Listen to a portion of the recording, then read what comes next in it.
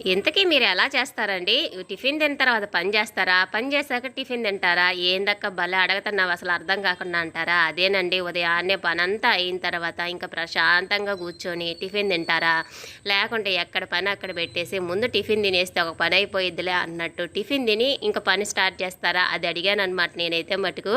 నాకైతే మటుకు పనంతా అయ్యి ఇంకా కామ్‌గా కూర్చొని ఇంక ఏ పని లేదు అనుకున్నప్పుడు టిఫిన్ తింటాననమాట. ఏదైనా ఒక చిన్న పనున్నా చాలు ఇంకా టిఫిన్ దగ్గరికి అయితే వెళ్ళను. ఆ పని చేసుకున్న తర్వాతే ఇంకా టిఫిన్ అయితే తింటానన్నమాట. ఈ రోజైతే మటుకు ఇడ్లీ పెట్టేసి చట్నీ అయితే వేశాను.